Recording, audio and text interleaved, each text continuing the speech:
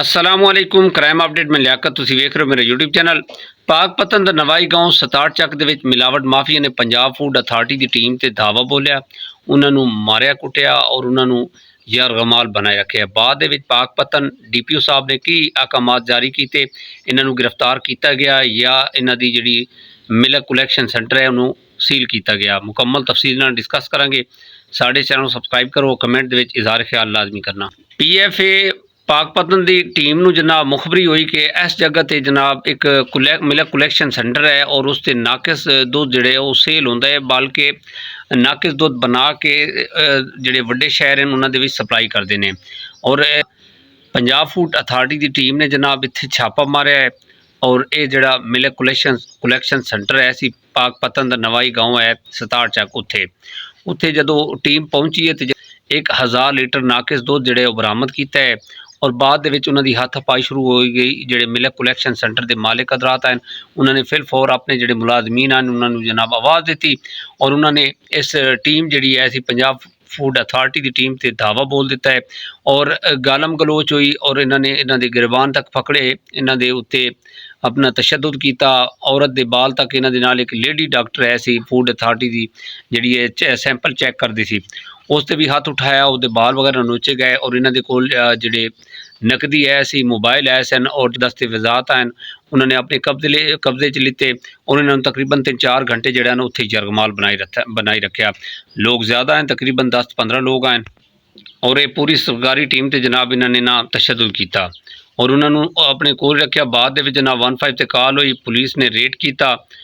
थाना मलका बांस का एरिया है सी जनाब, उन्होंने उत्थे जदों पहुंचे ने उन्होंने देखा इन्होंने जिहड़े मूवी है सी इन्होंने बाजियाब करवाया। तकरीबन 4 लोग आए सन, जी है पंजाब फूड अथॉरिटी की टीम, इन्होंने एक लेडी शामिल है सी।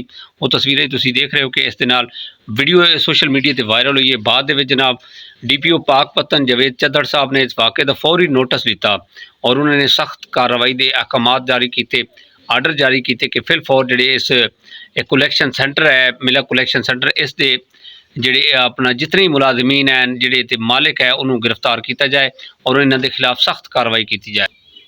इस इलाके में जिहड़ा थाना लगता सी जनाब उहदे विच 13 तो ज़ायद अफराद के खिलाफ जिहड़ा नामालूम के खिलाफ मुकदमा दर्ज किया गया, उन्होंने गिरफ्तार किया। कई बंदे जिहड़े ने फरार होने कामयाब हो गए और टीम जिहड़ी है टीमां तश्कील दे दी गई ने, इन्होंने गिरफ्तार कर रही ने। और ये जिहड़ा इस सेंटर का मालिक है सी डॉक्टर खालिद, उसनूं उहदे जिहड़े साथियों नूं और उसकी तलाश जारी है ताकि उसनूं गिरफ्तार किया जाए और उन्होंने खिलाफ कार्रवाई की। जी दोस्तों, कितने बड़े अफसोस की गल है कि मुजरे सेहत दूध जिहड़ा है वो नाकिस दूध जिहड़ा है वो सप्लाई कर रहे हैं और वड्डे शहरों में भेज रहे हैं। और पिछले दिनों के विच भी तकरीबन पिछले महीने की गल है कि इस जिहड़ा पिंडी का इलाका उत्थे बंदे गिरफ्तार किए गए सी और डेली तकरीबन 1500 मिलावटशुदा दुध जिहड़ा ना पानी का कैमिकल ला के बना के जनाब वो सप्लाई करते सी पिंडी दे विच रोज़ाना की बुनियाद पर और इन्हों गिरफ्तार किया गया। बाद पता चलेगा कि अपना की माजरा है, की कहानी है। ओवरऑल तो तफ्तीश होएगी, इन सारे बंदे गिरफ्तार होंगे, तफ्तीश होएगी, पता चलेगा कि की गुल खिलाणगे। बाकी जिहड़ी टीम है पंजाब फूड अथॉरिटी टीम के डायरैक्टर ने जनाब वाज़ह किया कि इस तरह के छापे जिहड़े वो मारे जाएंगे और ये जिहड़े नाकिस फूड बना रहे हैं।